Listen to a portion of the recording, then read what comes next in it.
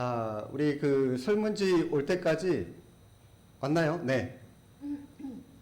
바로 좀 나눠주시고요. 혹시 볼펜이 있으신 분 꺼내셔서 한번 체크 한번 하시면 좋을 것 같아요. 자, 체크를 다 하셨으면요. 체크한 부분이 예라고 대답하셨으면 5점짜리고요. 때때로라고 대답하신 거는 3점이고 아니요는 0점입니다. 그래서 세로로 쭉 한번 더 해보세요.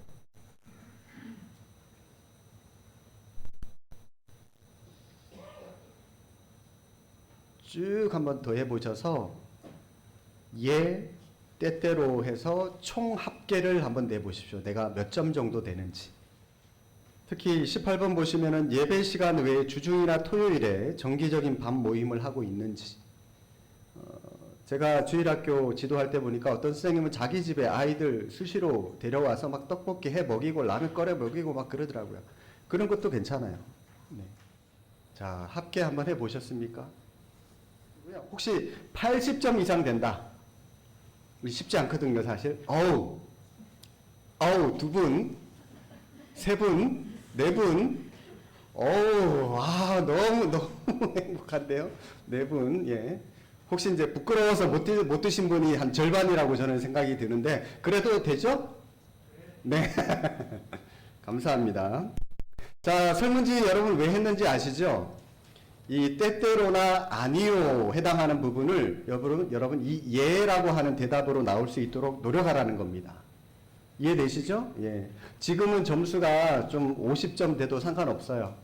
예, 앞으로 차차 80점 이상이 되고 90점 이상이 되도록 여러분들이 예로 갈 수 있도록 이 질문에 해당되는 답이 예로 갈 수 있도록 앞으로 노력하시면 돼요. 그렇게 하실 수 있죠? 네. 감사합니다. 자, 사진 하나 보실까요? 네. 예. 띄워져 있죠. 여러분 어떤 그림인지 아십니까? 그 가운데 보시면은 얼굴 큰 사람이 있죠. 어른이고요. 나머지 얼굴이 조그만한 사람들이 아이들이에요. 아이들. 예. 앞에 한번 요거 끄시면은 더 잘 보이려나요? 네. 더 잘 보이죠? 얼굴 큰 사람이 10명의 아이들을 이렇게 끌어안고 있는 그 모습이에요. 제가 이스라엘 성지순례 가서 찍은 사진인데 이 야드 바셴이라고 하는 그러니까 기억의 집이라고 하는 박물관이거든요. 그 박물관이 어떤 박물관이냐면 유대인 학살 기념관입니다. 거기에 가니까 기념관 밖에 이 동산이 있는데 그 동산에 저렇게 크게 만들어 놓은 저런 동상이 하나 있는데 저게 무슨 동상이냐면 선생님이 10명의 아이들을 끌어안고 있는 것을 그렇게 동상화해서 만든 작품입니다. 코르자크라고 하는 사람이 만든 작품인데 저게 무슨 내용이냐면 이 독일의 나치가 이 폴란드에 사는 유대인들을 학살하기 위해서 유대인 학교를 급습합니다. 그리고 학생들을 차례로 트럭에 태우기 시작합니다. 그러자 그 학교 선생님 가운데 한 분이 떨고 있는 아이들을 양팔로 감싼 채 같이 트럭에 타고 있어요. 그리고 그 아이들과 함께 수용소로 끌려가서 가스실에서 아이들과 함께 죽음을 맞이하게 됩니다. 사실 이 선생님은 폴란드인이기 때문에 이 독일군의 표적이 아니에요. 죽임을 당한 이유가 없는 사람이었지만 단지 자기가 선생이라고 하는 그 이유 하나 때문에 그 자신들이 자기가 가르치고 있는 그 아이들을 지키려고 하는 그 마음으로 아이들과 함께 죽음을 선택한 그런 선생님, 모범적인 선생님 그런 부분을 저렇게 동상으로 만들어 놓은 부분입니다. 자, 이제 켜주셔도 됩니다. 여러분도 아마 이 선생님 못지않게 여러분 가슴 속에 아마 기억 속에 굉장히 오래 남아있는 선생님이 한두 분쯤은 계실 거예요. 그분이 뭐 학교 선생님이든 교회 선생님이든 한두 분은 계실 텐데 교사로서 여러분들이 이 직분을 좀 감당하시다 보면은 지금 당장 눈에 드러나 보이는 어떤 결과가 나타나지 않을 때는 굉장히 큰 회의와 어떤 좌절감이 몰려올 때가 있습니다. 내가 이렇게 사랑을 쏟는데 왜 얘는 도무지 변할 생각이 없지?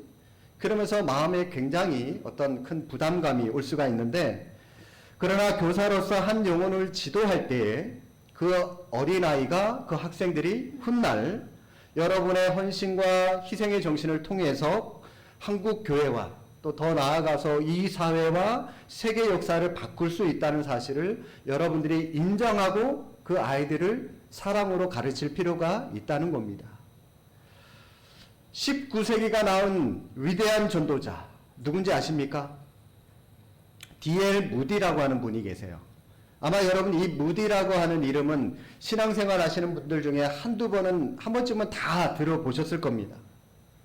이 무디가 어떤 사람이냐면 원래 일찍 아버지가 돌아가셔서 굉장히 어려운 가정 형편에서 자라났습니다.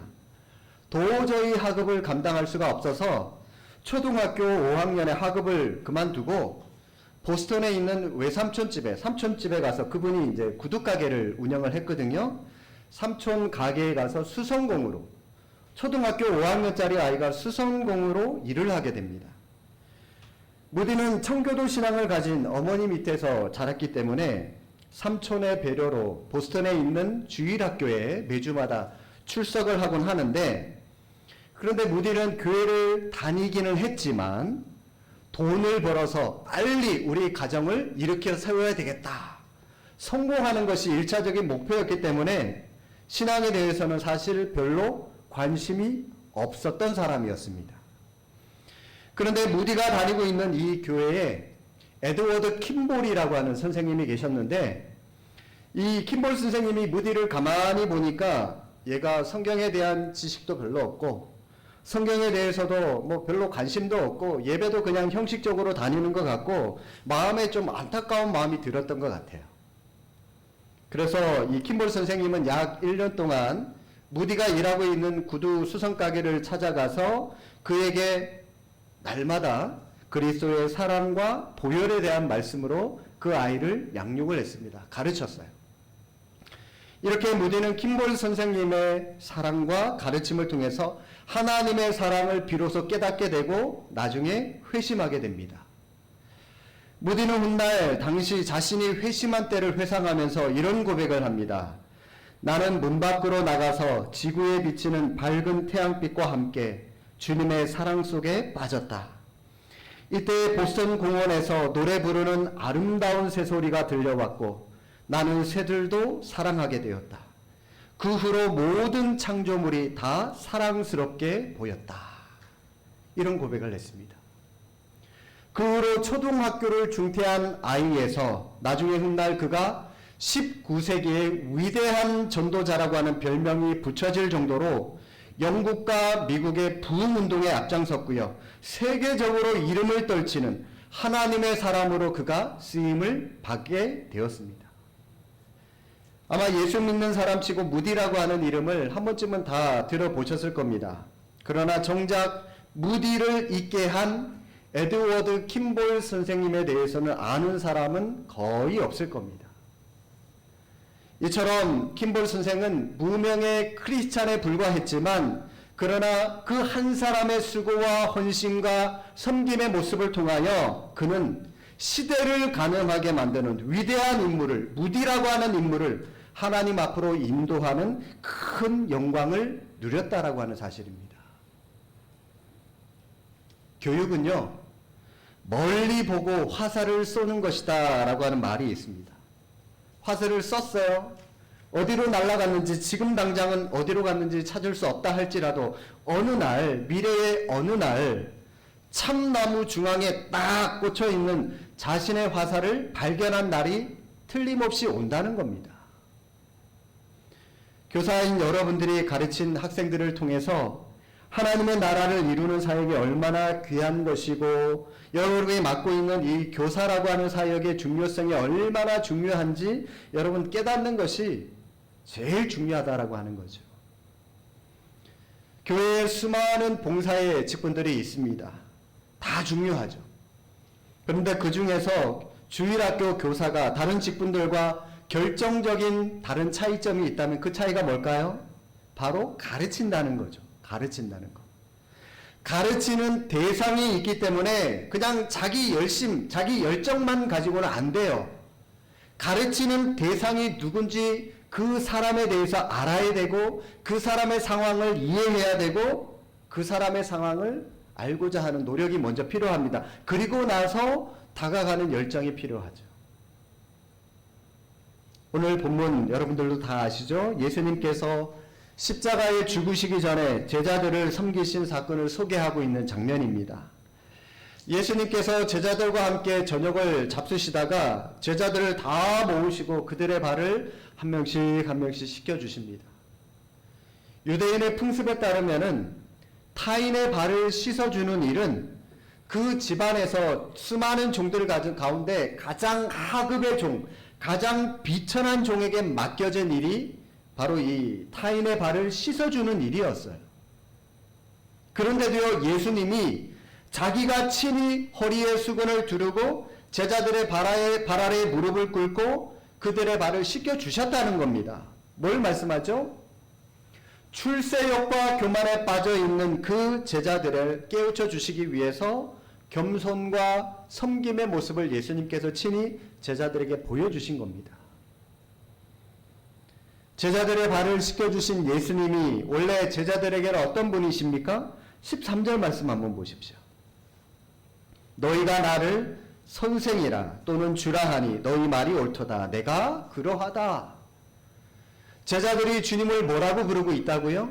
선생님 혹은 주인님, 주인, 주님 그렇게 지금 부르고 있다는 겁니다.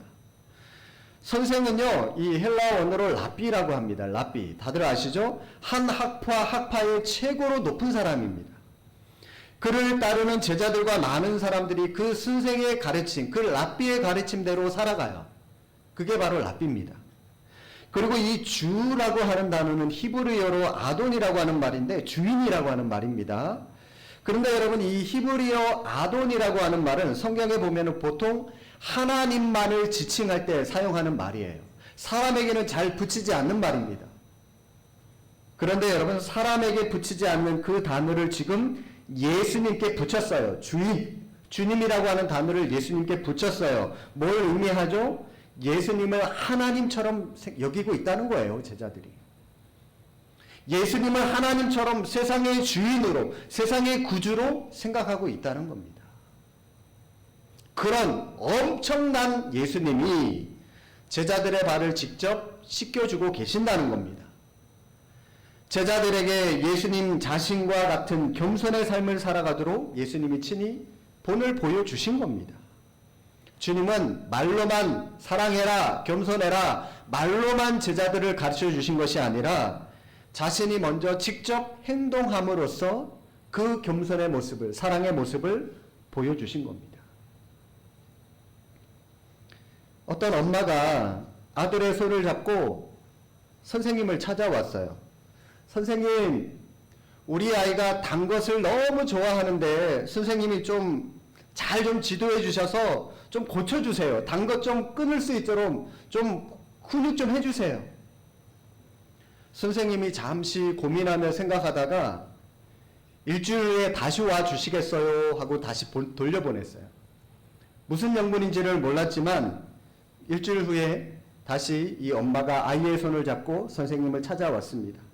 그로부터 며칠 지나지 않아서 아들이 단 것을 좋아하는 버릇을 고칠 수가 있었습니다. 엄마가 너무 좋아하죠. 아니 선생님, 이렇게 우리 아들의 버릇을 금방 고칠 수 있었으면서 왜 일주일 뒤에 오라고 하셨습니까? 그랬더니 선생님이 이렇게 대답합니다. 사실 저도 단 거 무척 좋아하는데 이런 제가 이 아이한테 단 거 먹지 말라고 어떻게 얘기를 할 수 있겠습니까? 그런 대답을 했대요. 선생님이 일주일 동안 자기부터 먼저 단 것을 끊는 연습을 하고요. 훈련을 하고 그리고 나서 그 아이를 불러오게 해서 단 거 먹지 마라. 이 썩는다. 이런저런 가르침들이 있었겠죠. 자신이 행하지 않은 것을 다른 사람들에게 가르치는 일은 소용이 없는 겁니다. 야고보서 3장 1절 말씀, 이런 말씀이 있죠. 내 형제들아, 너희는 선생된 우리가 더 큰 심판을 받을 줄 알고 선생이 많이 되지 마라 말씀합니다. 선생이 많이 되지 말 것을 말씀합니다. 왜 그럴까요? 예수님 당시 이 유대인들의 장래 희망 중에 최고의 1위가 뭐냐면 바로 지도자가 되는 겁니다. 특별히 랍비가 되는 거였어요. 왜냐하면 유대인들은 랍비를 대단히 존경하는 인물로 많은 사람들이 생각하고 여겼기 때문에 그렇습니다. 그래서 랍비가 되는 것이 유대인들의 선망이었고 언제나 존경의 대상이었습니다. 랍비라고 하는 그 말 자체가 큰 사람, 위대한 사람이라고 하는 그런 뜻이 있는 말이거든요. 그런데 문제는요, 그렇다 보니까 아무런 준비가 되지 않았던 아무나 누구나가 다 랍비가 되려고, 지도자가 되고자 원한다는 겁니다. 그래서 야고보는 이런 말을 지금 하고 있는 거예요. 선생이 된다는 게 결코 좋은 것만은 아니야. 선생이 된다는 것은 그만큼 책임감이 커지는 것이고, 책임이 크다는 것은 하나님 앞에서 받을 심판도 크다. 그러니까 아무나 선생이 되려고 하지 마라. 지금 그걸 얘기하고 있는 말씀이 야고보의 이 말씀입니다. 선생이 된다는 거 틀림없는 특권입니다. 그러나 특권인 동시에 책임도 포함되어 있는 거예요. 그 책임이 어떤 책임이요? 잘못 가르친 거에 대한 큰 심판이 그 사람 가운데 있다는 거예요. 선생 되는 거 쉽지 않다는 겁니다. 선생에는 두 부류가 있습니다. 첫 번째는 세상적 선생이 있고요. 두 번째는 기독교적 선생이 있습니다. 세상적 선생은 사람들을 가르치지만 자기가 전하는 지식을 전할지는 몰라도 책임을 지지 않아도 됩니다. 그냥 자기가 알고 있는 거 그저 알려주기만 하면 돼요. 별다른 책임이 없어요. 예를 들어서 의사가 환자에게 술을 먹지 말고 앞으로 당신은 열심히 운동하십시오. 그래야 이 건강 낫습니다. 그렇게 가르쳤다고 해서 그래도요, 의사 보면은 자신은 그래도 술을 마셔요. 담배도 펴요. 운동도 하지 않는 경우가 많습니다. 그러나 의사가 그렇게 행동한다고 해서 아무도 그 의사를 비난하지 않습니다. 자기가 말하는 대로 살지 않아도요, 아무도 그 의사를 뭐라 그러지 않아요. 왜요? 세상적 선생이기 때문에. 그런데 여러분, 기독교적 선생은 다릅니다. 술을 먹지 마십시오 라고 말을 했으면 자신도 술을 먹지 말아야 됩니다. 지식을 말로만 전하는 것이 아니라 자기가 말하고 자기가 가르친 대로 자신도 그렇게 살아가야 되는 거예요. 그게 기독교적 선생입니다. 예수님이 우리에게 그걸 보여주고 계시는 거죠. 기독교적 선생은 선포한 말씀대로, 자기가 가르친 말씀대로 살아야 되고 말과 삶이 일치되는 모습으로 살아가야 되는 겁니다. 이게 오늘 이 자리에 앉아있는 우리 선생님들에게 필요한 겁니다. 이게 성경적인 교사상이죠. 예수님의 삶은 가르치신 그 자체였습니다. 예수님은 삶 전체를 통해서 우리에게 가르쳐 주셨습니다. 산상수훈이나 오병이어 기적을 일으킬 때처럼 수많은 사람들이 모여있는 그 앞에서도 가르쳐 주셨고, 제자들만 따로 모아놓고 가르치기도 하셨고, 또 때로는 어떤 때는 니고데모와 혹은 수가성의 여인을 찾아가서 1대1로 개인적으로 예수님께서 그 사람을 찾아가서 말씀을 가르쳐 주실 때도 있었습니다. 예수님은 많은 기적을 베푸시는 사역을 하셨지만, 그러나 그 모든 사역의 기초는 가르치심이세요. 가르침. 교훈, 가르침. 비록 초자연적인 이적처럼 화려하진 않지만 가장 가치 있는 사역이 가르치심이라고 하는 사역이라고 하는 것을 우리 예수님은 너무나도 잘 알고 계셨기 때문입니다. 그리고 우리 예수님의 가르침은 말로만 가르치는 이론에만 그치는 것이 아니라 제자들에게 직접 본을 보여주시면서 말과 행동이 일치되는 실천적인 가르침을 가르쳐 주셨다고 하는 것입니다. 이것 때문에 예수님이 우리가 본받고 배워야 할 참 교사이시다라고 하는 사실입니다. 그러므로 이 자리에 있는 우리 사랑하는 선생님들, 교사라면 누구보다도 여러분들이 예수님과 가까이 하려고 애쓰셔야 됩니다. 예수님이 가르치신 내용, 교수법, 방법, 스타일 여러분들이 발견하려고 노력하셔야 됩니다. 연구하려고 노력하셔야 됩니다. 그래서 여러분들이 가르치고 있는 아이들에게 예수님의 방법대로 가르치려고 노력하셔야 돼요. 적용하셔야 됩니다. 그래서 탁월하신 교사이신 예수님을 닮아감으로 우리 선생님들도 탁월한 교사들이 될 수 있기를 주님의 이름으로 축복합니다. 기도하겠습니다.